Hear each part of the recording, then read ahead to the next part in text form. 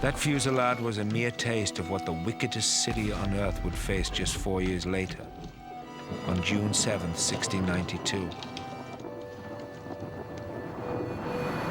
Built on a sandy spit of land, it was rocked by an earthquake and tidal wave and slid into the sea.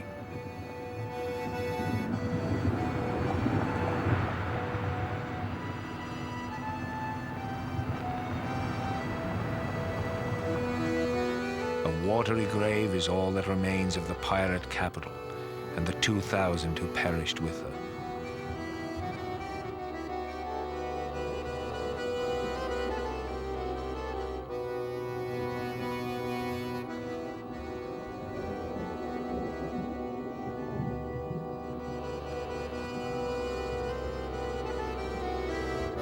As Port Royal slipped under the waves, the golden age of piracy was reaching its peak. It's no wonder sea traders were called merchant venturers. You never knew for sure, what with storms, unreliable charts, or pirates, that your ship would ever come in. Pirates of the period 1680 to 1725 were at war with every country on the face of the earth. We estimate that there were between 5,000 and 10,000 individuals involved in piracy one way or another, under the command of 70 different captains. With no home port, pirates began to range far and wide. From the 1690s onward, no corner of the globe, no trade route was totally guaranteed. Now it was the trade routes from Africa, loaded with ivory and dazzling gems, that caught the pirate imagination. Or the fragrant casks of spices and silks from India and Persia and the Moluccas. That was the stuff of dreams. It was a good time to be a pirate. World trade was expanding into exotic markets. But for most of the 17th and 18th centuries, the great world navies, British, Spanish, Dutch, and French, were at each other's throats. They'd no time to protect their merchant vessels, and no time for pirates. That's when the old idea of privateering was dusted off. This time not as a weapon against shipping, but against pirates. And the first man to try this was called William Kidd. A Scotsman living in New York, he serves as a royalist privateer with distinction and marries well. He uses these contacts to secure a commission to rove the East Indies, relieve pirate ships of their booty, and return the loot to America for the colonial government. Next. He'd need seasoned veterans, men who aren't squeamish or finicky. He finds them in the quayside taverns and ordinaries of New York. He finds his old privateering crew, in fact. Gunner's mate. I'm not sure that pirate hunting was all that they had in mind. He recruits crewmen. Among them are men that he knows to be pirates. Some of those men were sailors who had run away with his own ship 10 years earlier. Would he have hired them if he had honest intentions in mind? My name is William Kidd. When I sailed, my name is William Kidd. When I sailed. On September 6th, 1696, Kidd set sail. His is a motley crew, 152 dangerous men en route eastward to do the king's work. This is no patient and forgiving crew, and conditions aboard Kidd's ship Adventure Galley are terrible. Remember, this is a time that even when ships were good, they were bad, as the magisterial Dr. Johnson understood. No man will be a sailor who has contrivance enough to get himself into a jail. For being in a ship is being in jail with the chance of being drowned. A man in jail has more room, better food, and commonly better company. Now, of course, here we have the forecastle. And the ship's galley. The irony, of course, is that it was only in pleasant conditions with sunshine and that nice, easygoing situations that you would actually have hot food. Something like this where you really needed the hot food, as you can see, it would be impossible to maintain the fire, and you're living off of cold gruel and a hunk of bread. Yeah. The bread would usually be infested with either weevils or maggots, and it's my understanding that Royal Navy men preferred it when it was infested with maggots on account of the weevils left a bitter aftertaste. Kids, men, as an extra bit of a treat, would have a piece of cheese as part of their ration, but even that had its own special horrors because there was a long, thin, and nasty worm that dwelt in the bowels of the cheese that was particularly wretched and horrendous and vile tasting. For this crew especially, all work and no prey got old way too soon. They began to murmur and complain. When one is a bit too vocal, Kid flies into a rage.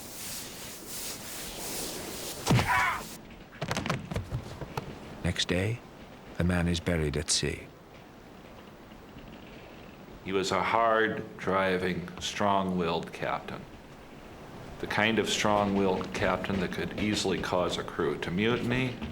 On the other hand, the kind of strong-willed captain who would often succeed. Kidd is now at large with scant prospects on the vast Indian Ocean. Despairing of finding a pirate ship to attack and its booty to confiscate in the name of the law, he fixes on the idea of boarding the very next ship that appears. And that is the Quita Merchant, an undefended ship in the lucrative India trade. Kidd knows it to be a protected vessel, but flying a false flag, he seizes her anyway. It would be his greatest mistake. The Quita's owner has connections. The India trade threatens to boycott Britain unless the Admiralty puts a stop to Kidd. But for the moment at least, Kidd has a worthy cargo: silk, muslin, calico, sugar, and opium.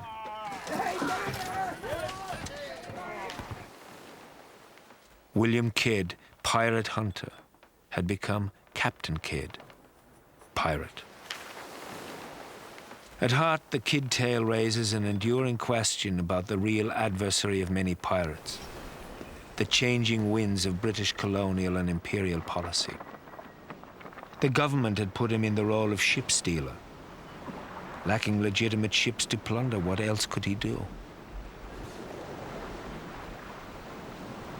Off Madagascar, Kidd abandons his old ship in favor of the Quita, which he renames Adventure's Prize. By the time he returns to North America, London's East India Company and the Crown are calling for his head. Kidd's response is to propagate rumors that he'd buried treasure all over the world. In the South China Sea, in the Caribbean, and even in British North America. None is ever found.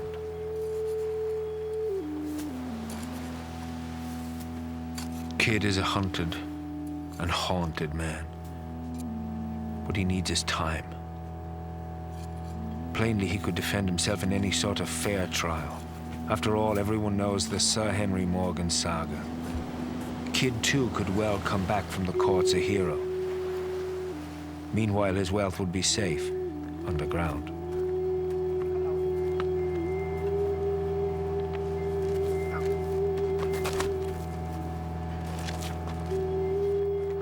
Kidd abandons his great ship at Hispaniola and sails a small sloop back to New York. At last, in 1699, he fetches up on Gardiner's Island off Long Island Sound. And it is here, some claim, that bits of the Kidd treasure still exist.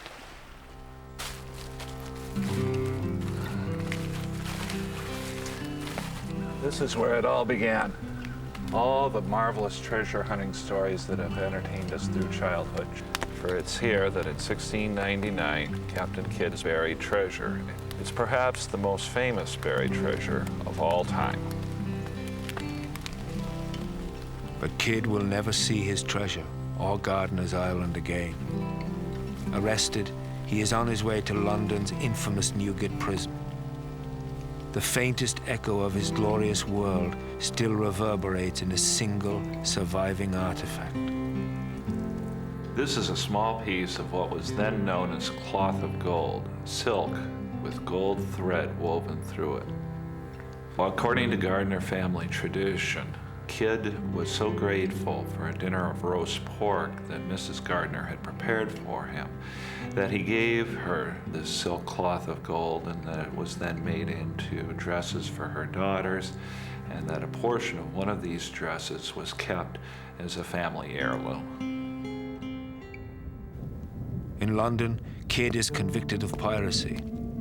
On May 23rd, 1701, 200,000 people come to Execution Dock on the banks of the Thames to witness Kidd's last breath. Not a few are hoping he'll reveal where he buried his loot. But he is drunken and sullen to the end. Kidd's life was a record of bad choices and constant and bitter violence. Said a member of Parliament, "I thought him only a knave, and now know him to be a fool as well."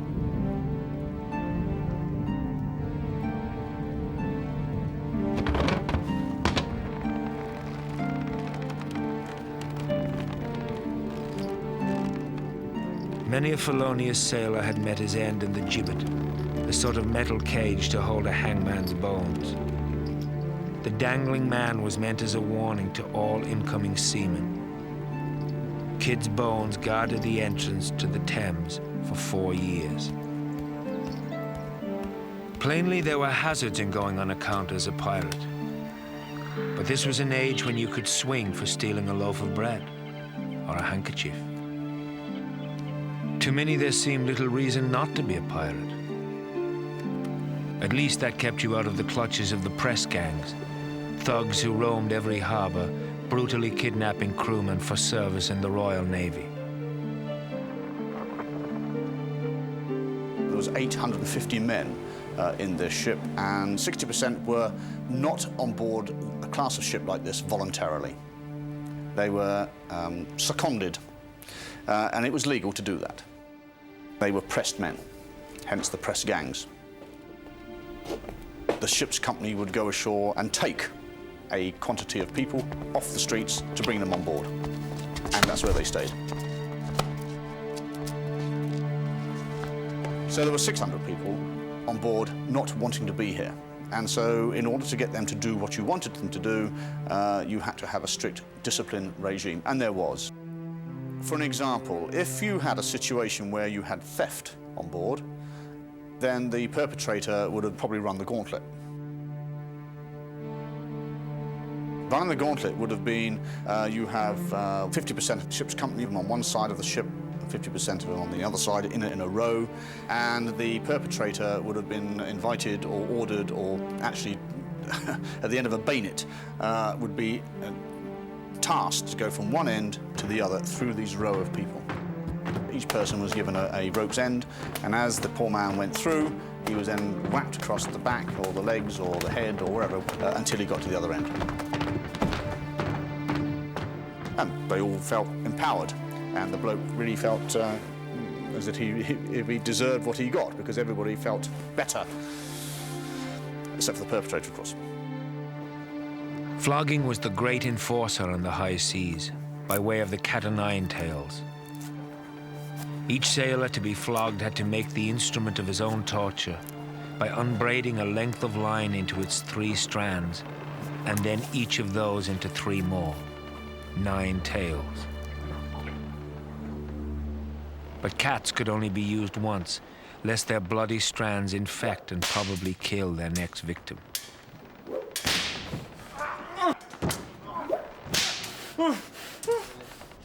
Everybody knew exactly where your boundaries were. And if you crossed those boundaries, then you'd be punished if you were found out. And that actually was a very good, strict way of controlling 60% of the ship's company that didn't want to be here. So they knew where their boundaries were, rather like children. There was only one defense. jumping ship to become a pirate. Thousands of Royal Navy and merchant seamen made this choice. One gang, for example, that was composed not only of Englishmen, Irishmen, Scots, and Welsh, but there were also Frenchmen, Dutchmen, Swedes, North Germans, Belgians, colonials of all different ancestries, Native Americans from 2 separate tribes, and some 50 persons of African heritage, either former slaves, runaway slaves, or freemen.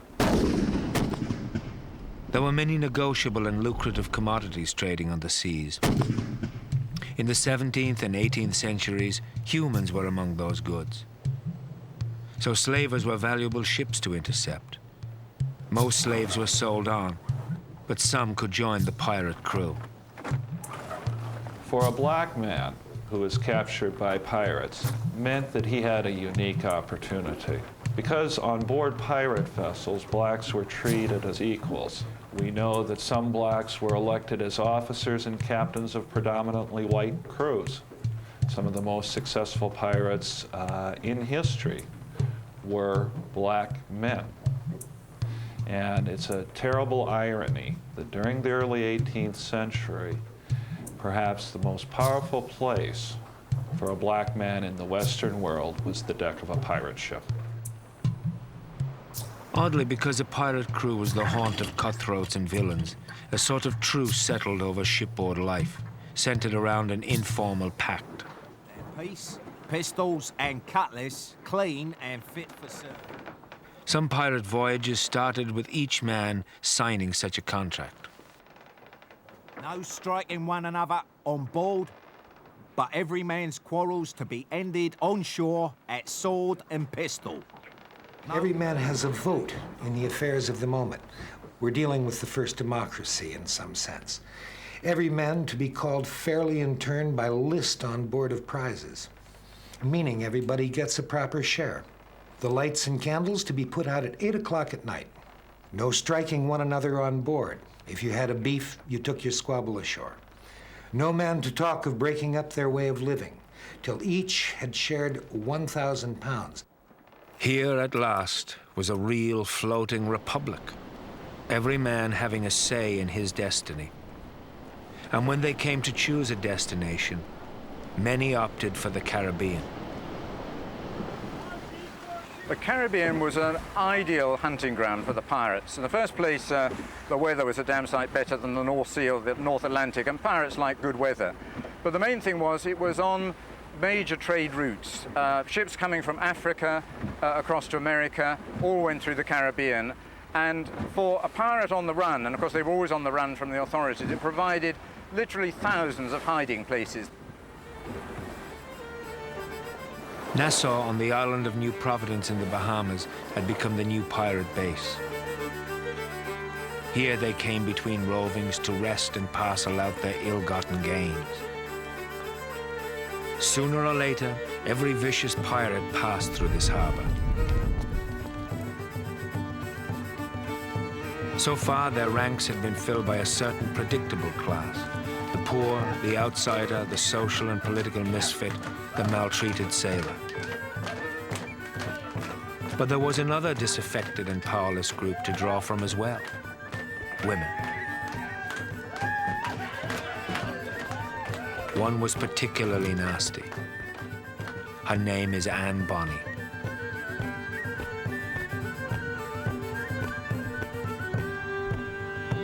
Anne Bonny was the illegitimate daughter of a solicitor. She rather disgraced her father by running off with a man who describes as being not worth a groat. I think he was a sailor, and disappointed her parents' expectations. And it also mentions in the story that she had a ferocious temper. I mean, there's one anecdote that she actually sliced off a woman's nose in an argument.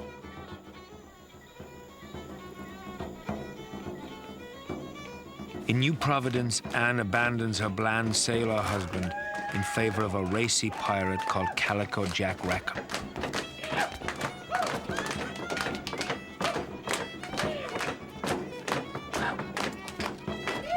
The appeal of piracy to women would have been huge. I mean, it was all about escape. It was about escaping the confines of home and children. And young girls would often dream about running off to sea in the same way that boys would. In no time, Anne and Calico Jack steal a ship in Nassau Harbor and sail off on account. From one of their first prizes, a Dutch ship, they take on board a handsome young crewman who catches Anne's fancy. But something seems faintly unusual about the lad, and he is odd. In fact, he's a girl. A circumstance she confides only to Anne. The crewman's name is Mary Read. One of the points of similarity between Mary Read and Anne Bonny's story is that Mary Read was also illegitimate. She, however, was raised as a boy from birth because her brother had died. Her brother, who was legitimate, had died, and her mother was sort of passing Mary off as her brother to her mother-in-law in order to get some sort of family income and support. And at the age of 13, her mother had fallen on hard times and sends Mary off to be a kind of serving man, serving boy to a Frenchwoman. Fed up with the circumscribed life allowed to 18th century women, Mary Read ran away to the War of Spanish Succession, dashing as a cavalryman through Flanders. After that fray, she posed as a sailor on a Dutch ship, the very one that brought her to Calico Jack and Anne Bonny. The question is, how did she manage to conceal herself from her crewmates for so long? Nicky Alford has been sailing tall ships for 10 years. I think disguise would have been very difficult. I guess they could have cut their hair short, worn loose clothing. Mostly it's your hands and your feet get very rough and worn. Everyone runs barefoot everywhere, and it's all rope. And your hands, of course, from pulling on ropes, it's like a friction burn. And you get very hard calluses on the palms of your hands and on your fingers. That's about the most change, apart from, of course, big upper body muscles.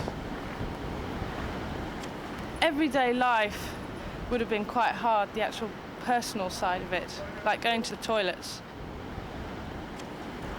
You'd possibly get away with it at night by creeping up forward onto what were the heads, is the cat heads. They're big wooden pieces of timber where the anchors are hung, and hung yourself off there like the rest of the men. Just go at night rather than in the day. At sea, Bonny and Read are beyond the reach of society's conventions. They could be as nonconformist and as fierce, as unladylike as they pleased.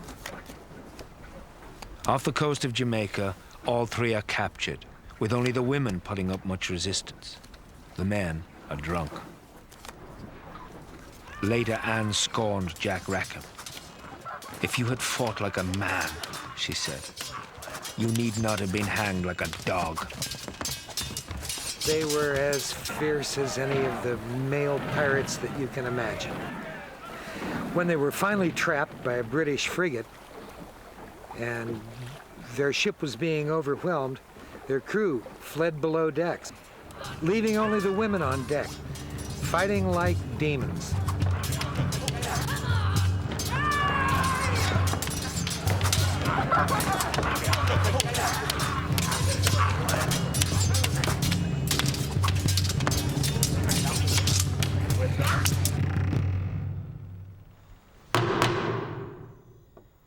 Anne and Mary are brought to trial at the Admiralty Court, Spanish Town, Jamaica.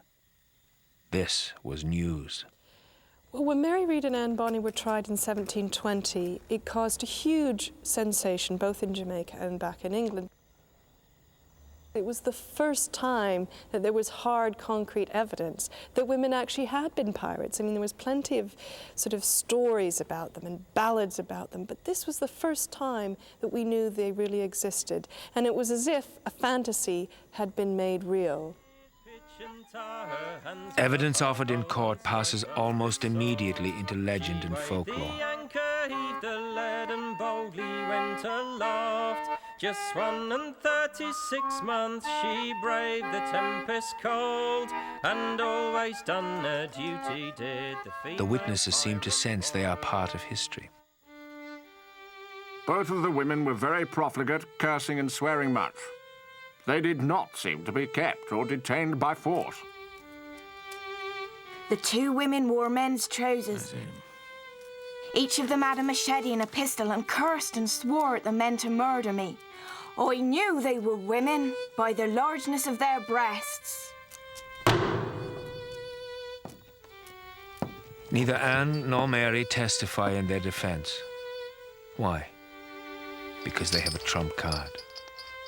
They can plead their bellies. They were tried, they were sentenced to hang, but they couldn't hang the ladies because they were both pregnant. And under English common law, that was something that you couldn't do. And so they escaped the hangman's noose. Mary Read had her infant, and they both died of fever in the tropics in Jamaica. Anne Bonny, no one knows what happened to her, but she didn't hang. Actually, sworn testimony at pirate trials is a surprisingly sharp-focused source of information. It shows quite clearly, for instance, just how pirates managed their attacks. And as the age of piracy progressed, pirate tactics got refined and improved. But their methods are still there, part of the public legal record. In the Caribbean, there was a standard method of attack. The pirate ship would see a ship on the horizon, it would come closer and it would shadow that ship for quite a while, working out how many men there were on board, whether it was well armed, whether it was worth attacking. They would then move up closer, probably flying friendly flags in order to lull the crew into a sense of security. They might even come right up close and ask for water or something like that. And then at the last moment, all the crew would appear on deck, maximum noise, maximum terror. Most merchant ships in the Caribbean had tiny crews with perhaps a few token cannon. A pirate ship was loaded with men. Even quite small pirate ships had crews of 50, 60, very often 200 or 300 men. It was a totally unequal battle. Intimidation was a very real weapon, and the pirate ensign was meant to make the blood run cold. Bones, skeletons, skulls, crossed femurs, sometimes a bony hand. They were all symbols of death, death being what the victim could expect if he didn't surrender pronto. The earliest pirate flag was a plain red field.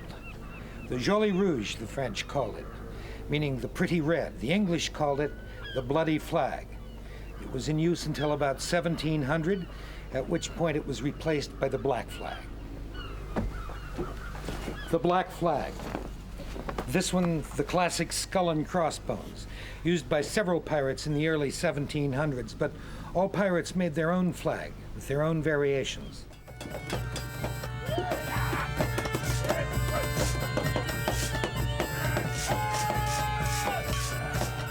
The hope, as always, was that the conquest could be made without a shot being fired. But if not,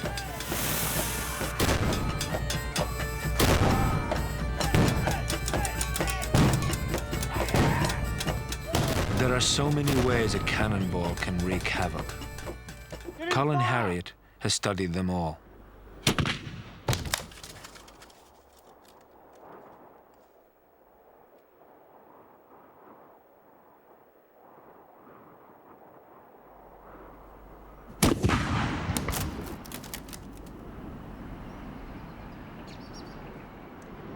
Well, as you can see, the cannonball hasn't come right the way through the wall of wood. It's stuck in there, but it has pushed out these great big jagged splinters which are just about to detach themselves. And that's only with a 6-pound arm ball. Imagine the devastation of a 24-pounder or a 32-pound cannonball coming through a wall of wood like this. A shower of splinters everywhere, absolute hell on earth. But I think we're going to have to try again, and this time we're going to put a little bit more gunpowder down the gum. We'll slam her in a bit harder for you. Well, I suppose we're about 25, 30 yards, fairly close for a small gun. This was the range that these would be firing at, which gives us the ability to fire with a flat trajectory or point blank. The phrase point blank now come to mean firing very close, but in its original form it meant to fire at a flat trajectory. So you had to be fairly close. And that's what we're going to do.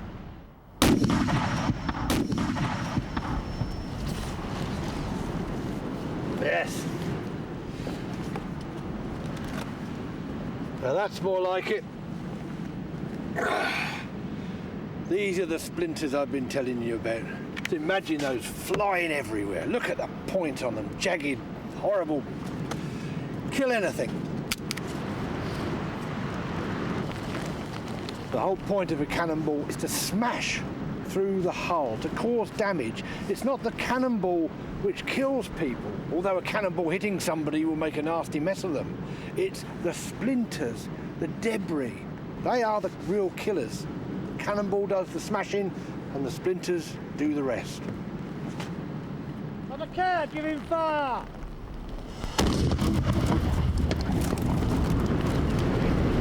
Pirates knew the score. They were always facing dangerous weather. It's why there are so many peg legs in pirate history and in pirate fiction, like Long John Silver. Still, that must have seemed a small price to pay for the possibility, at least, of vast riches. Many were willing to take the gamble, with one interesting and surprising hedge on that bet. One of the most surprising things about pirates is the medical insurance scheme which pirates established if they lost limbs in battle. And the convention was that the right hand or the right arm was the most valuable. So if you lost that, you got 500 pieces of 8. The left hand was 400 pieces of 8, so much for a leg, and if you lost an eye, you just got 100 pieces of 8. It says a lot for the way they determined their rule in a very undemocratic age. It's notions like that that give pirate history its schizophrenic character. Were they brave and noble, or just bloody and bloody-minded?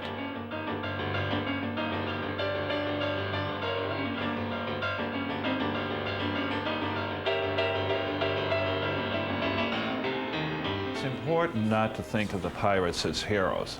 They shouldn't be. They were hard, brutal, and vicious men.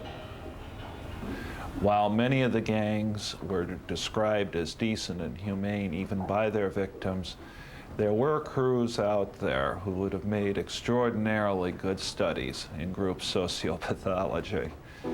Pirate brutality lived up to anything that we've seen in the movies, and worse.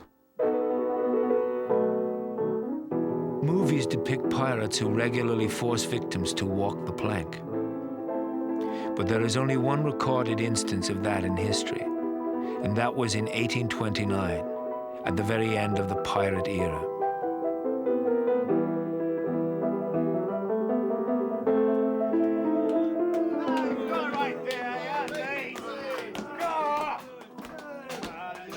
Still, there were many other ways of getting hostages to talk.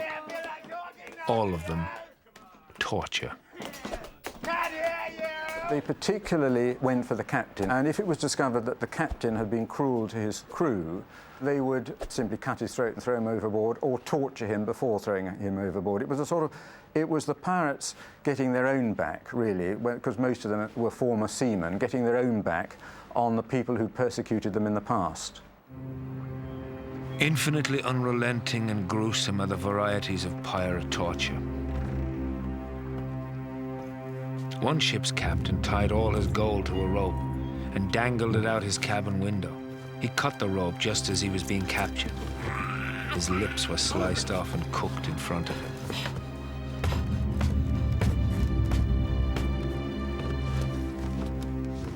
Another pirate would eviscerate his captors, forcing them to dance away from their unraveling guts.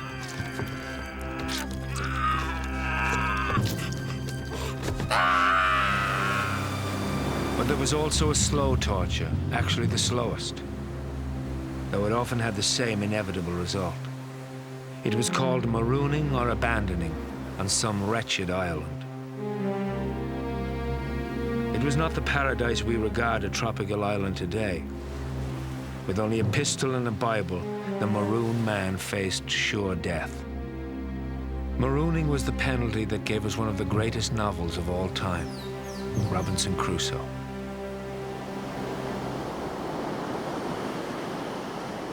Robinson Crusoe was certainly the most famous of all castaways, but Daniel Defoe based him on a real character who was Alexander Selkirk. He was a Scottish pirate who was on a privateering expedition. He had an argument with his ship's captain, who left him on the island of Juan Fernandez. He was left with a certain amount of gear. He had a pistol and a hatchet and a knife and a Bible, which he always maintained kept him going through the hard times. He was actually there for 4 years and 4 days, and when he was eventually picked up, he could hardly speak any English. Wild goats left by earlier Spanish explorers were Selkirk's mainstay, furnishing him with cloaks, umbrellas, and dinner. He hunted them by chasing them off cliffs. Selkirk regarded himself as a new Adam in a new Eden. This was an era when even pirates saw themselves as modern incarnations of biblical heroes. He joyfully sang psalms to the birds and to all of God's creation. Tinge of guilt here. Like Defoe's Robinson Crusoe, Selkirk considered himself a far better Christian maroon than he ever was at home in England. In 1709, Captain Woodes Rogers picked up Selkirk and brought him home. Rogers himself was a former privateer who in time became governor of the Bahamas, ruling there between 1718 and 1732. Rogers was selected because he was used to pirate ways and pirate perfidy. It was under his rule that Bonny, Reed, and Rackham came to their ends. But the one who got away from Rogers was Blackbeard. Actually, for the Blackbeard story, it's not so much the life that recommends him to posterity. It's the death. Nothing became him so much as his end. That was the one legends are made of. After his ill-advised blockade of Charleston, Edward Teach knew he'd gone too far. Soon as he could, Blackbeard made for the coves and inlets that riddle Carolina's outer banks.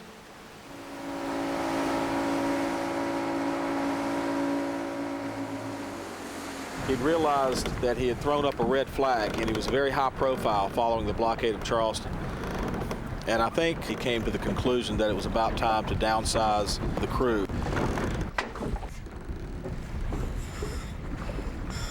So when they came up here to Beaufort Inlet, he ran the Queen Anne's Revenge aground out here on the bar.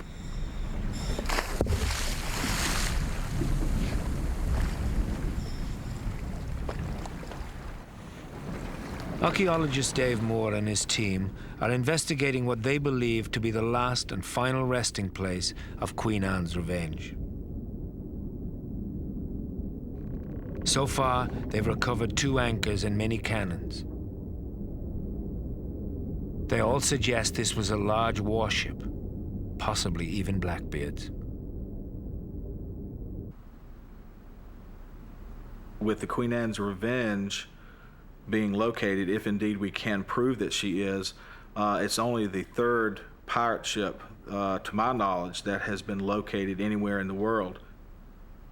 So that certainly adds a certain amount of significance to this particular shipwreck, apart from its obvious association with Blackbeard the pirate, perhaps one of the most notorious pirates that ever sailed.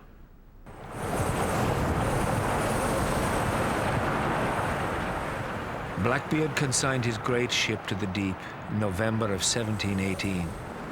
Then, aboard the Adventure, a small sloop of just 10 guns, he headed for the Ocracoke Inlet.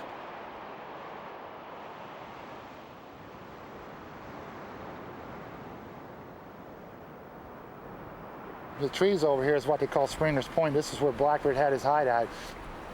There's still an old well back in there from the Blackbeard days. They had this huge pirate party here on Ocracoke, and supposedly it was the largest gathering of pirates in North America. And there was talk of fortifying Ocracoke as a pirate haven, making it into a fort. On the 18th of November, Lieutenant Robert Maynard, in command of the sloops Ranger and Jane, set out from the Chesapeake to deal with Blackbeard. Maynard knew what he was up against. But if he could bring down this malefactor, Maynard's place in history would be assured. But did he have the firepower? Did he have the guts? At night on November 21st, Maynard got the first view of his quarry. A pirate party was in full swing, but Blackbeard was alone and feared the worst.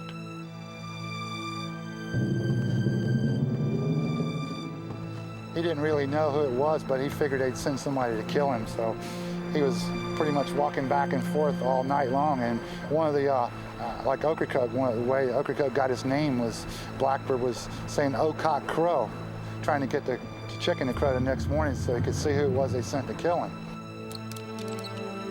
Morning revealed it wasn't the Royal Navy at all, but merely 2 minor sloops. Blackbeard laughed. What he didn't realize was that the sloops had been specifically selected for chasing Blackbeard through the shallow waters he knew so well. Robert Maynard, they had to come up, tack against the wind, back and forth, because the channel's very narrow. And they said Blackbeard had secret channels where only he knew about, and he would trick the ships into running aground. At first, things seemed to be going Blackbeard's way. Ranger approaches his ship and receives a withering broadside.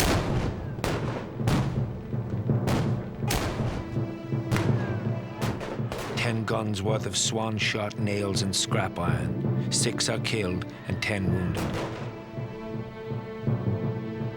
Now Blackbeard turns to finish off his second pursuer, the Jane, Maynard's own ship.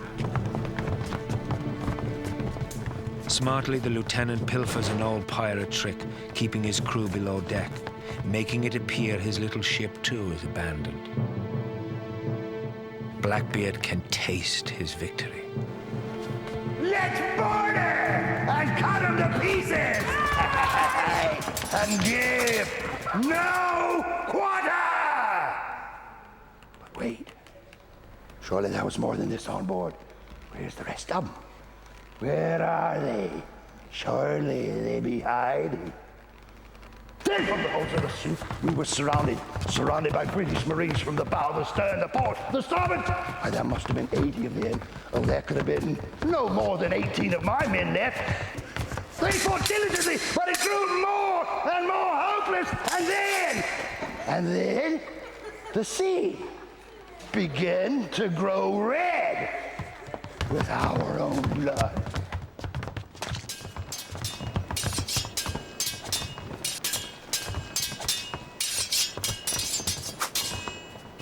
Lieutenant Robert Maynard of the Royal English Navy turns towards me, he does. I stare at him, he stare at me.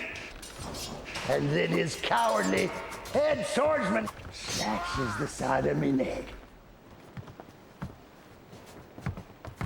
I felt the bitter burn as blood started to trickle down my chest. Lieutenant Maynard takes his pistol and he aims that pistol right at my heart, and then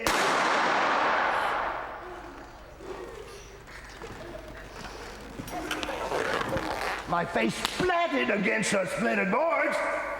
Then I heard the command, "Off with his head!" Seaman Chapman Gurley takes his finely honed sword and quickly, but oh so carefully, he does cut Blackbeard's head from Blackbeard's body.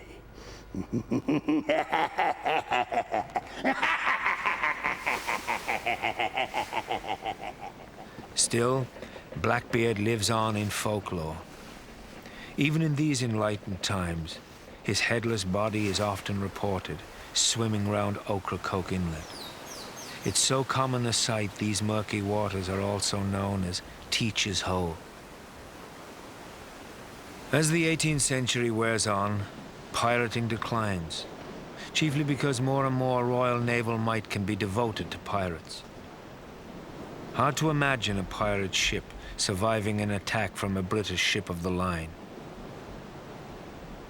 This ship was a gun platform. She was only designed to go from A to B and to protect the sea lanes. Any pirate that came within about a mile against this ship, 140 guns coming your way, I think perhaps you might want to turn turtle and get out quickly. I certainly would. After the first half of the 18th century, pirating has seen its day. England has made peace with Spain, and the licensing of privateers, which created generations of social and nautical misfits, is now coming to a close. In a way, pirates had only themselves to blame for their sudden end. Their violence, their greed, brought the wrath of the world down on them. And no pirate story illustrates this more than that of Bart Roberts. Bartholomew Roberts was the most alarming and terrifying and the most successful of all the pirates. He was not the most famous. Blackbeard is much more famous. He had a good sort of propaganda machine. But Bartholomew Roberts is reputed to have attacked 400 ships in his lifetime. And I've read numerous accounts by the governors of islands. I've read captains' logbooks, and there's no doubt that he had an amazing record of attacking ships. He appears to have been a rather stern, disciplined man, fairly good-looking. He was dark and saturnine. He was also extremely savage in his treatment of ships that he attacked. Cut people's ears and noses off, and on one occasion he nailed some seamen to the mast as an example. So, a very terrifying character. Appropriately, Roberts became a pirate after his own ship was stolen in 1719.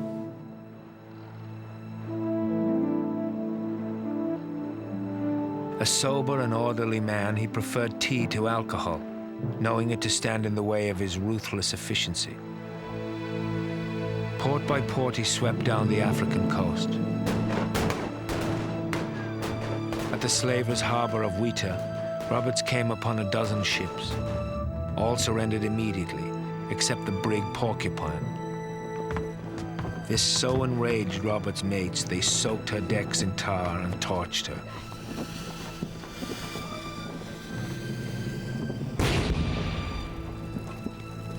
Trouble was, the ship had 80 slaves in its hold. A horrified onlooker reported they were under the miserable choice of perishing by either fire or water.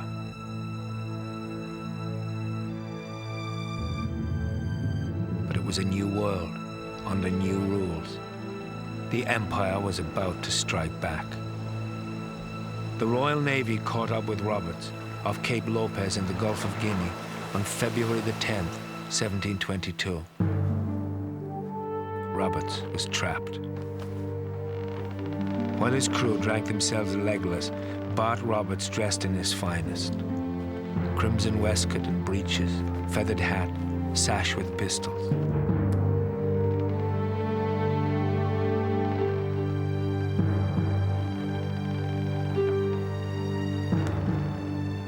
He then calmly awaited the end.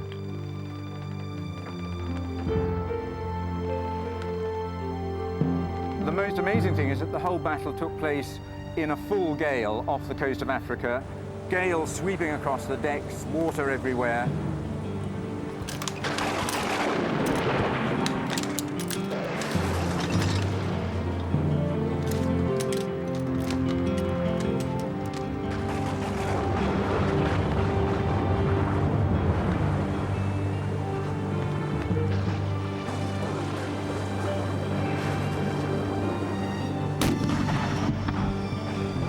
As the unequal battle raged, a blast of grape shot tore away Roberts's throat.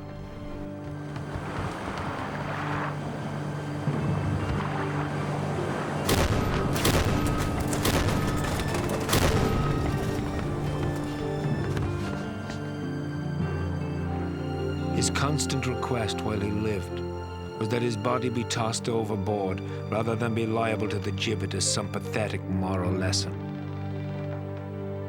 That request was granted.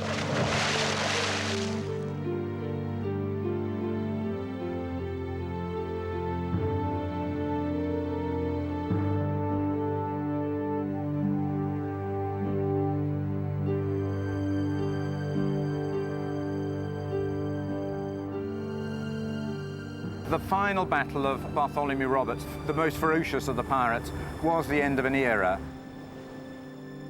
From that date onwards, the Navy was simply doing a mopping up operation. And I think what my final vision of that, the end of the great age of piracy, is on the little islands outside every seaport around the coast of the Atlantic, the bodies of pirates, tarred to preserve them, being pecked by seagulls, but a warning to seamen that that's what happens to pirates. 52 members of Bart Roberts' crew were hanged, the greatest mass execution of pirates ever. It was an inglorious end to a mostly shameful history. There had been high points of freedom, of utopia, of seafaring equality, but most were mere dreams, mainly dreams of avarice. Their victims' ends tell a far more accurate and instructive tale. Ironically, the pirates that we are most familiar with, men like Captain Kidd, Blackbeard, Bart Roberts, were in essence losers. The successful pirates were the men who were able to operate in the shadows year after year after year. The ones that were able to make their fortunes, and finally, at the end of all that, dying peaceably in bed. Buccaneering, pirating, privateering, and all manner of roving had mostly run out of grog. In the end, it's as if we, the future, have been marooned with only the lines from Robert Louis Stevenson's Treasure Island to comfort us. 15 men on a dead man's chest, yo-ho-ho and a bottle of rum. Drink that the devil had done for the rest, yo-ho-ho and a bottle of rum. How nice it would be if that were all there was to the pirate story.